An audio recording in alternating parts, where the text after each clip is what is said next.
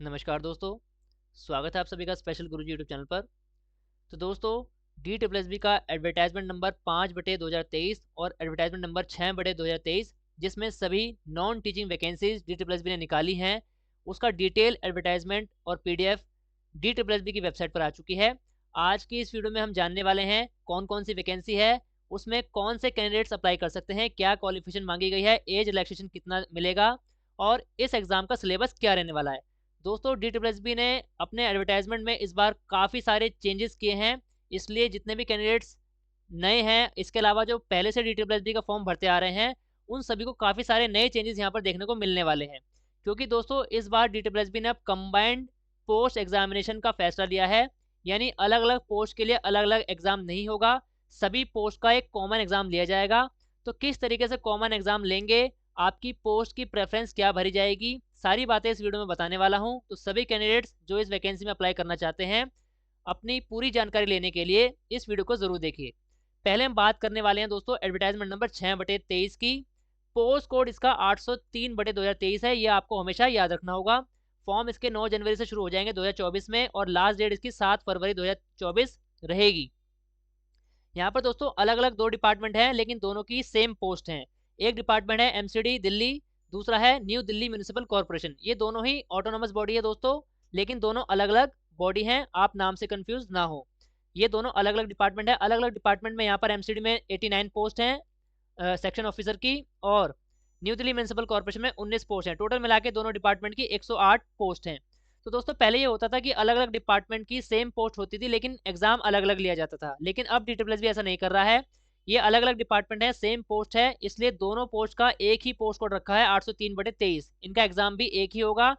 Exam होने के बाद आपको कौन से डिपार्टमेंट में जाना है, कैसे आपका सिलेक्शन होगा, किस डिपार्टमेंट में आप नौकरी लेना चाहते हैं, क्योंकि यहाँ पर MCD में पोस्ट 89 हैं और न्यू दिल्ली में यहाँ पर 19 हैं। तो यहाँ पर आपको कैसे पता लगेगा कि मेरे कौन से डिपार्टमेंट में सिलेक्शन हो रहा है, सारी बातें बताने वाला हूँ।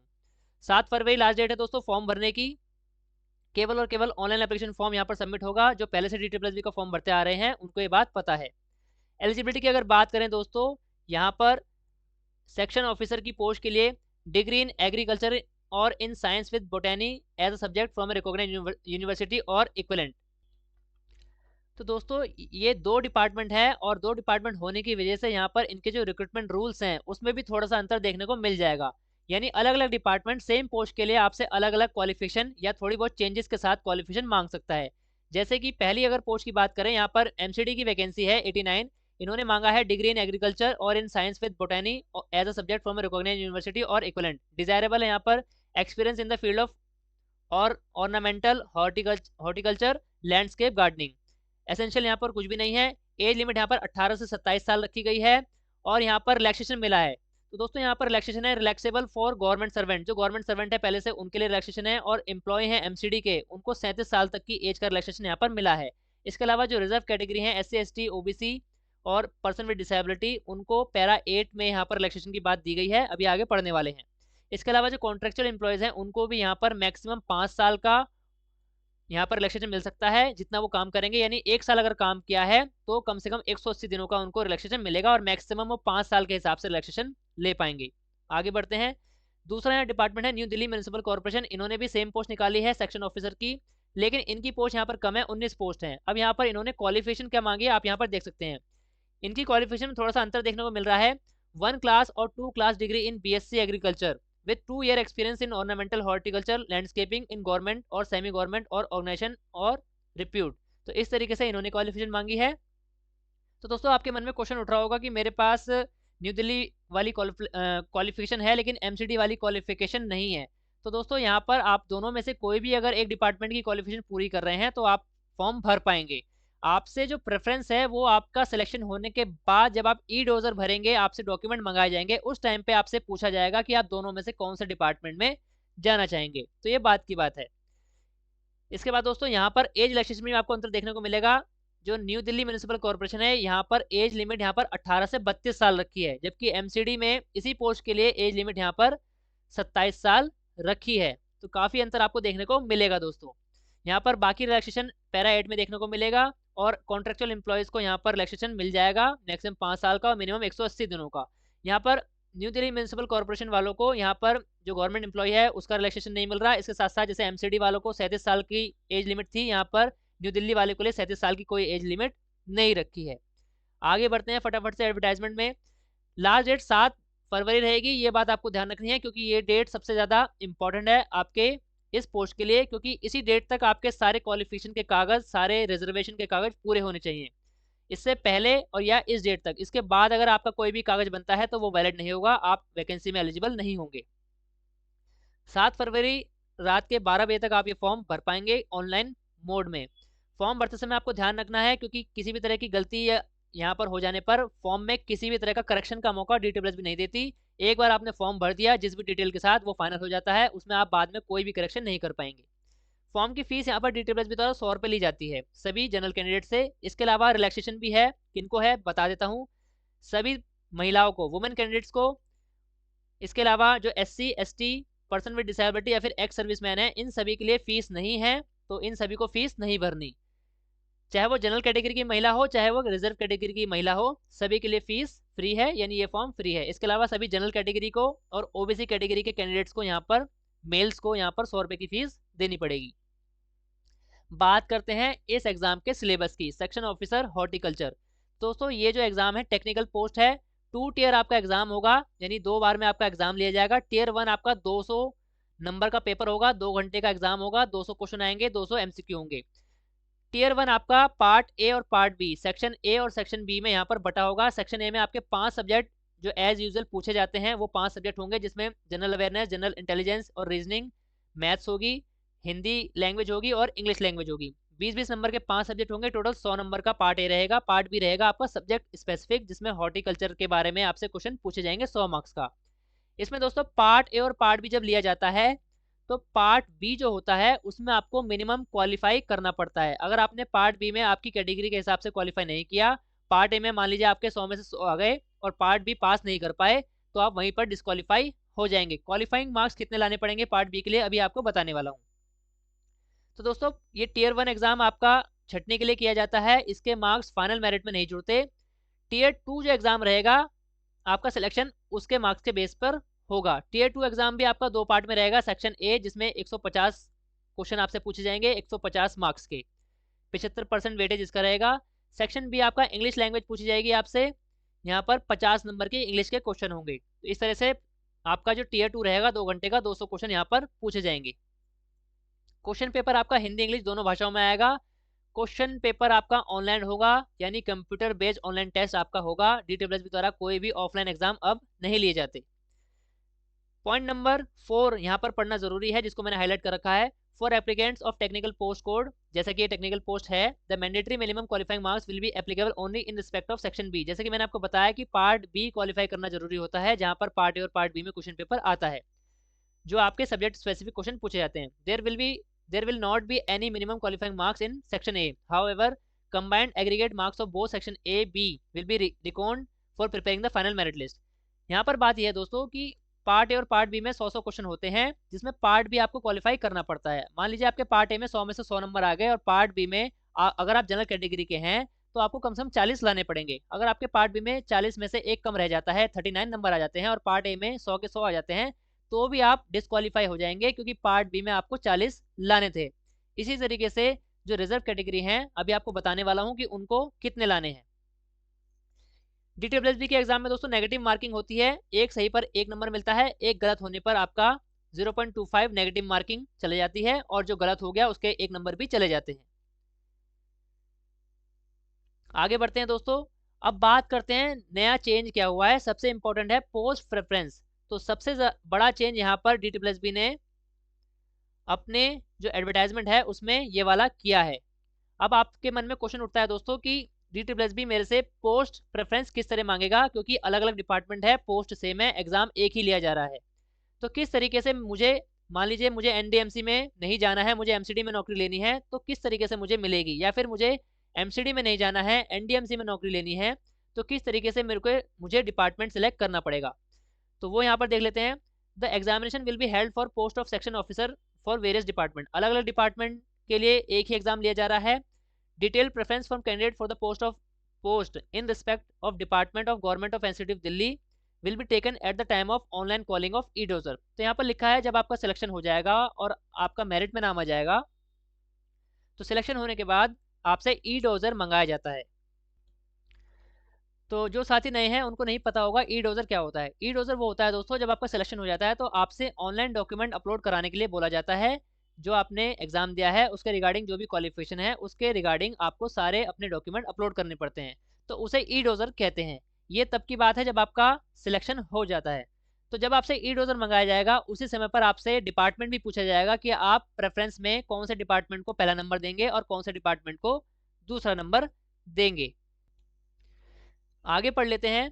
इन case candidate does not exercise his her preference, अगर आपने प्रेफरेंस नहीं दी उस समय पर, then the in in the case of his her selection the allotment of department will be made by the board. अगर आपने कोई प्रेफरेंस नहीं दी, आपने उसको ब्लैंक छोड़ दिया, तो DSSB बोर्ड द्वारा अपने हिसाब से आपकी मेरिट के हिसाब से आपको डिपार्टमेंट अलॉट कर दिया जाएगा।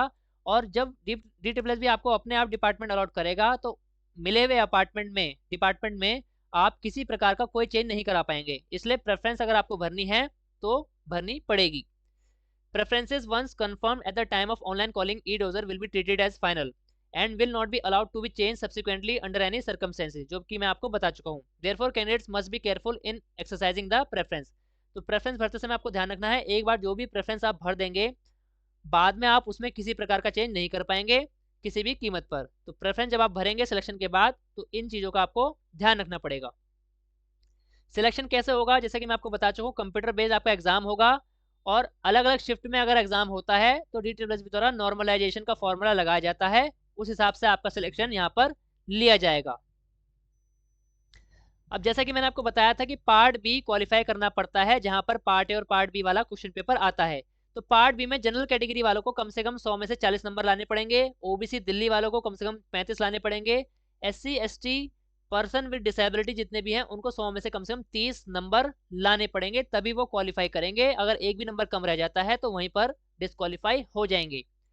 तो ये पार्ट बी के लिए एप्लीकेबल है। पार्ट ए में आप कितने भी नंबर ला सकते हैं, लेकिन पार्ट बी में आपको मिनिमम इतने नंबर लाने ही पड़ेंगे, तभी आप आगे पेपर में यहाँ पर एलिजिबल हो पाएंगे आगे के पेपर में। तो ये चीज़ें आपको ध्यान में रखनी पड़ेंगी। प्रेफरेंस के बारे में यहाँ पर बार बार बोला जा रहा है कि जब आप प्रेफरेंस भरेंगे सिलेक्शन के बाद तो उस समय आपको ध्यान रखना पड़ेगा, क्योंकि एक बार आप प्रेफरेंस भर देंगे तो उसमें बाद में कोई चेंज नहीं कर पाएंगे।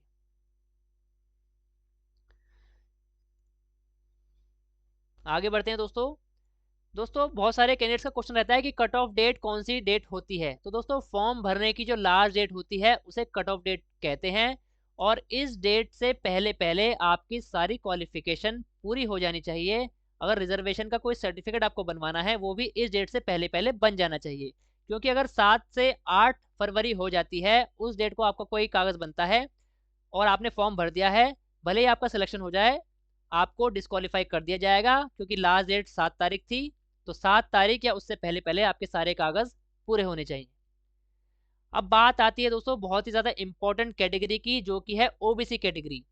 तो बहुत सारे कैंडिडेट्स यहाँ पर दोस्तों परेशान हो जाते हैं, गलत जानकारी होने की वजह से उनको सिलेक्शन भी हो जाता है, बाद में डिस्क्वालीफाई हो जाते हैं। तो ये जानकारी जो मैं आपको बताने वाला हूँ इसको बहुत ही ध्यानपूर्वक सुन लीजिए दोस्तों। दिल्ली की किसी भी वैकेंसी में जब अप्लाई करते हैं और अगर आप ओबीसी कैटेगरी से बिलोंग करते हैं, आपको रिजर्वेशन का फ़ायदा चाहिए, तो आपको ये बात ध्यान में रखनी पड़ेगी कि दिल्ली में केवल और केवल दिल्ली ओबीसी सर्टिफिकेट वैलिड होता है। दिल्ली ओबीसी सर्टिफिकेट का मतलब क्या है, यानी कौन सा वाला सर्टिफिकेट, उसके लिए मैंने अलग से वीडियो हमारे चैनल पर डाली हुई है, जाकर के वीडियो देख सकते हैं, ऊपर आई बटन में वो लिंक मिल जाएगा, जाकर के अच्छे से आप देख सकते हैं कि कौन सा वाला सर्टिफिकेट दिल्ली में वैलिड होगा। यहाँ पर भी बता देता हूँ, यहाँ लिखा है only OBC Delhi candidates notified by Delhi government will be given the benefit of reservation age relaxation under OBC category.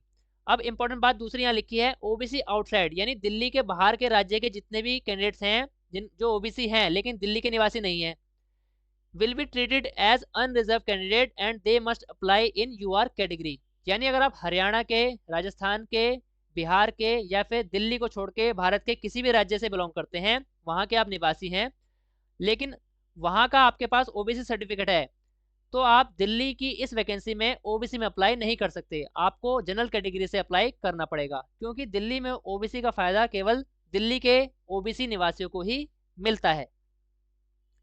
तो ये बात आपको ध्यान रखनी पड़ेगी। अगर आपने राजस्थान का होते हुए आपने दिल्ली की इस वैकेंसी में ओबीसी से अप्लाई कर दिया, आपने मेरिट में नाम भी लेके आ गए, तो भी आपको बाद में रिजेक्ट कर देंगे ये कहकर कि आपका ओबीसी सर्टिफिकेट राजस्थान का बना हुआ है और इनको चाहिए था दिल्ली का।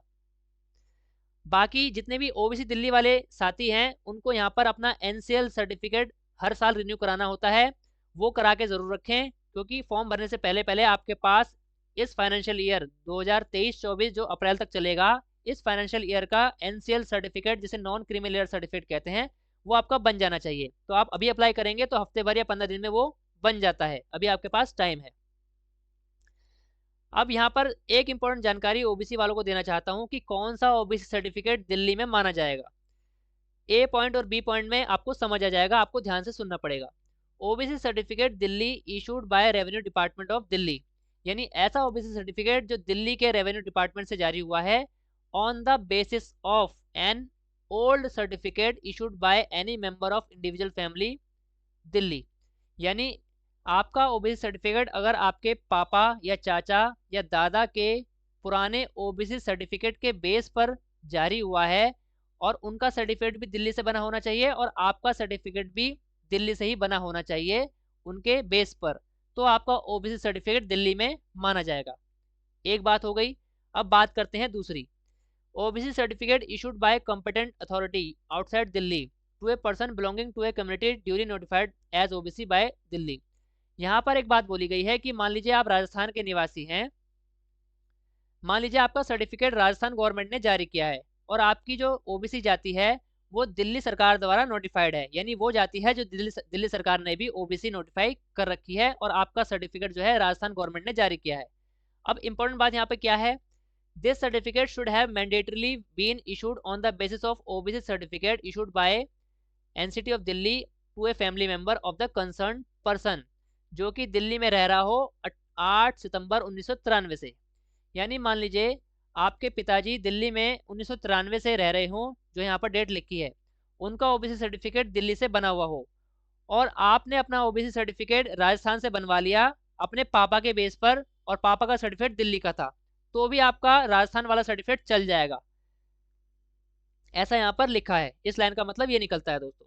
लेकिन बात यहाँ पर एक क्वेश्चन मार्क ये आता है कि जिनके पापा का सर्टिफिकेट दिल्ली से पहले ही बना हुआ है वो राजस्थान से क्यों बनवाएगा, वो तो दिल्ली से बनवाएगा।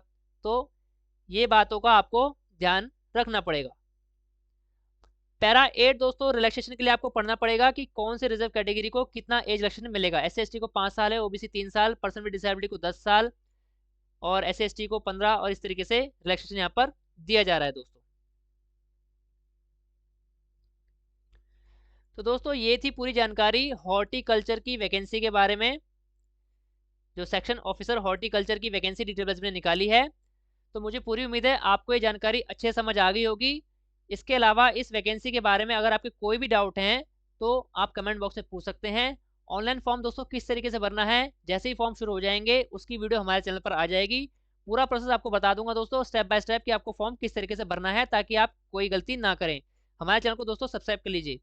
तो सर आपको जानकारी अच्छी लगी है इस वीडियो को ज़्यादा से ज़्यादा शेयर कर दीजिए और ज़्यादा से ज़्यादा अपने दोस्तों तक शेयर कर दीजिए दोस्तों, ताकि सभी तक ये जानकारी पहुंच सके। ऑल इंडिया में स्पेशल एजुकेशन और सभी प्रकार की टीचिंग वैकेंसी से जुड़ी ऑथेंटिक जानकारी पाने के लिए हमारे चैनल को सब्सक्राइब कीजिए। इसके साथ साथ हमारे चैनल की सभी वीडियो का नोटिफिकेशन सबसे पहले पाने के लिए बेल आइकन को भी प्रेस कीजिए। धन्यवाद दोस्तों, मिलते हैं आपसे अगली वीडियो में।